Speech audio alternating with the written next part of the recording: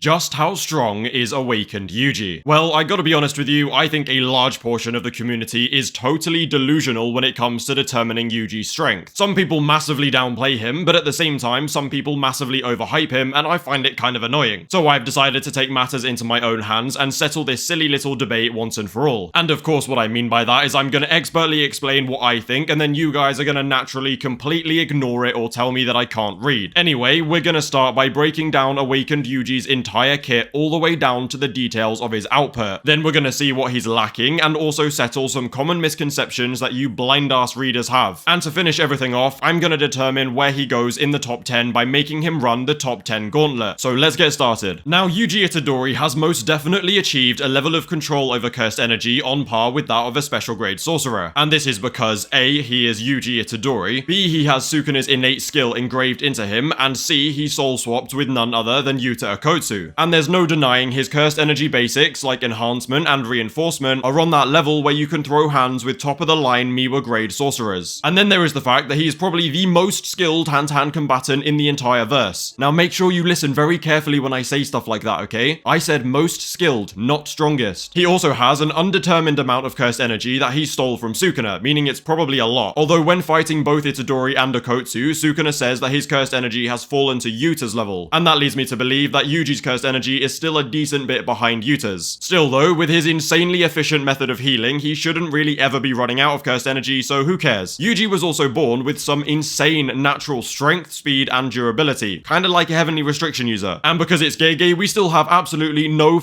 clue why he is so naturally strong, but at this point we are better off shutting up and accepting it. Raw strength paired with his insane enhancement with cursed energy obviously makes him one of the absolute hardest hitters in the entirety of JJK. At least he hits harder than Hikari's sandpapered up love taps though, so that's definitely something. However, when you add his strange talent for landing black flashes and his soul strikes into the mix, then things get a little bit more interesting, but more on that later. During the time skip, Yuji consumed the 6 remaining Death Brother Freak paintings, meaning that he gained even more cursed energy and access to blood manipulation. Granted, Yuji's blood manipulation is currently limited to healing, supernova, and making freaky blood arms. Now, Chozo obviously got turned into a microwave ready meal by Sukuna, so piercing blood probably isn't on the cards for Yuji right now, but I'm sure he will figure it out for himself at some point. The most important part of his bloodbending kit, though, is definitely the healing. Unlike normal reverse curse technique, which uses twice the normal amount of cursed energy to create blood and heal, blood manipulation actually allows Yuji to heal himself without expending that much cursed energy. It's basically just 2 times more efficient, but it also makes healing severed limbs much easier. For example, did you notice that Yuji actually used a trail of his own blood to fully reattach his severed leg instead of growing a new one? I have no doubt in my mind that he will continue to master blood manipulation to its absolute full potential, but for now it doesn't even come close to Chozo's level. Moving on, we have his newly awakened shrine brought about through the sparks of black. Now this is where shit gets interesting, because Yuji now has the same technique as the literal strongest sorcerer in the entire verse, or at least he was. Although it's yet to be explained properly, we do know that Sukuna's shrine consists of Cleave and the Divine Flame. Now, ever since Yuji awakened Shrine in that one chapter and then used one contact Cleave, people have been freaking out and shoving Yuji into their top 3, and I'm basically here to tell those people to chill the fuck out. I agree that Yuji will be top 3 by the end of the series, however, as of right now, I still do not think he is even top 5. He still has a lot to learn. Hey, chill, don't go anywhere, okay? Don't go anywhere!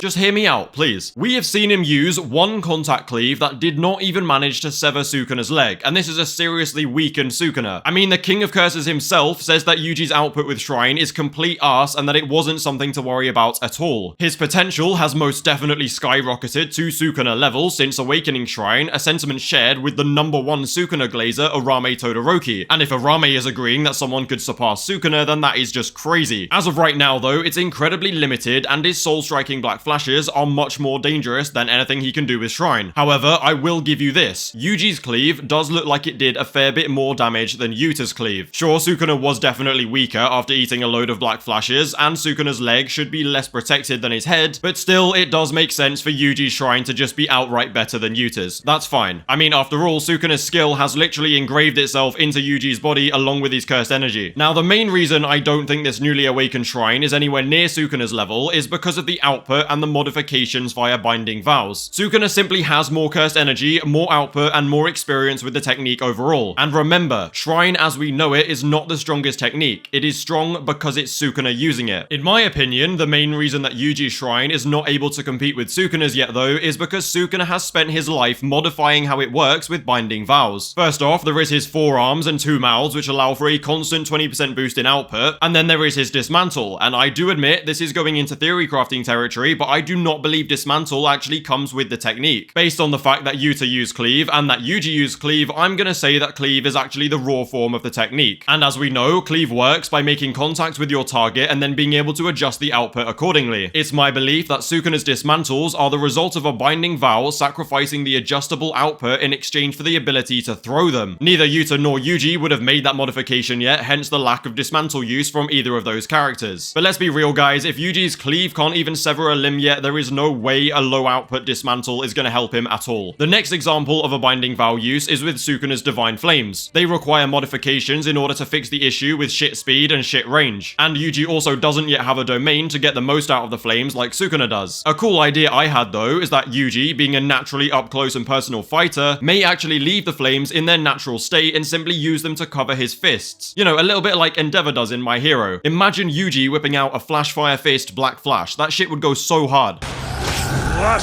Fire Fist! Black Flash! And that would also fill in the gap of the technique being different due to Yuji's mindset and personality. It's a very Yuji thing to do. Finally, we have the matter of Yuji's soul strikes. And it's with a very heavy heart that I have to tell you I think you are all thick as pig shit. That some of you slightly misunderstand how these work, and that's okay. Many people think that Yuji can beat characters like Yuta by striking their soul and decreasing their output, but that is not how that works. Chipping away output is something soul strikes can do specifically against Sukuna. Sukuna incarnated with Megami as a vessel, and the 2 souls are divided by a barrier. By striking the barrier, dividing their souls, Sukuna loses control over his host, hence the output dropping. Now please think back to when Sukuna first took Megami's body. His output was limited to 10% due to having such little control over his host, and he fixed that issue via the bath and killing Sumaki. But now, Yuji is slowly loosening Sukuna's control again, resulting in his output becoming more and more restricted. Against a normal sorcerer like Yuta, there is no host to lose control of, hence no reducing their output. In theory, he can strike anyone's soul to deal damage, but it won't impair their ability to fight back. And let's be honest, offensively, Yuta has so much more than Yuji. Okay, I really didn't want to make this a Yuta agenda video, okay? I'm sorry, that's not my point. I don't care about pitting these characters against each other.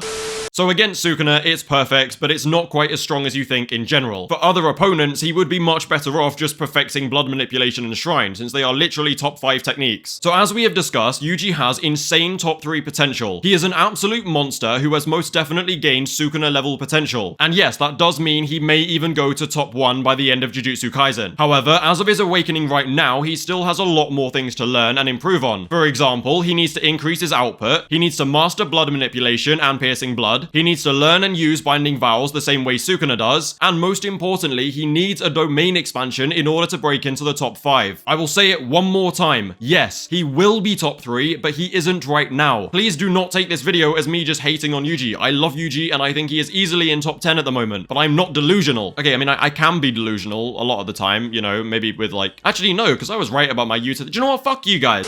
Also, please do not start complaining about Gege's writing, saying Yuji deserved more and Sukuna shouldn't have just thrown him aside for the Yuta reveal. Yuta will not be the one to end Sukuna. The story is not over. That was not Yuji's final power-up. Yuta is here to simply cook and then help set Yuji up for his final moment, where I'm sure he will fix a lot of the issues that we've talked about. I mean, some of you are acting as if the manga ends each week and that's all you're gonna get. Please just let Gege cook and enjoy the ride. Yuji will undoubtedly get even stronger and fry that 4-armed cripple very soon. Don't worry. Okay, now that that's all out of the way, let's determine where current Yuji goes in the top 10. Now, let's be real, he probably does hit like twice as hard as Akari now. Realistically, this fight comes down to if Jackpot can heal soul damage, and since we haven't seen anything suggesting it can, I'm gonna give the win to Yuji. Maki is very likely to be stronger and faster than Yuji, but probably not by much. Her presence is crazy hard to read though, and she does have the soul split katana. I'm gonna be completely real with you guys, I do think Maki wins that fight high diff, but if you disagree, that's completely fine. fine. I can see it going either way. As much as I hate to admit it, NBA Kashimo would probably reduce Yuji to absolute dust. Yorozu has a crazy curse technique, crazy stats, and a broken domain. That is a low to mid diff fight, I am not gonna lie. And the exact same applies to Yuki. She's got that one-shot potential and a domain. Again, Kenjaku has a domain expansion that Yuji is not beating. And again, Yuta simply has way more at his disposal and a top 3 domain. And then obviously he gets straight up no-diffed by Gojo and a full power Sukuna. I mean, that was literally stated by Yuta and Yuji in their fight. That means that Yuji currently places 8th or 9th, depending on how you think the Maki fight goes. Honestly though, all he needs is a bit higher output and a killer domain expansion to breeze all the way to top 5 and eventually top 3. And best believe that domain expansion is coming very soon. Right, realistically, I know the people who already agree with this will be the ones to continue to agree with this, and those who think I'm chatting shit will continue to think that I'm chatting shit. I've changed no one's opinion with this video, but honestly, I don't care. At the end of the day, I just talk about what I want to talk about, so who gives a fuck? Obviously though, if you do have an actual argument against anything I've said, then please do share it in the comments below. Actually, I'll be honest, even if you have a completely mindless complaint just saying L reading comprehension or some shit, then go ahead and throw that below too, because engagements. Anyway, don't forget to like and subscribe, feel free to join the Discord and follow me on Twitter, links below. Thank you guys for watching, and I'll see you soon for that juicy 262 content.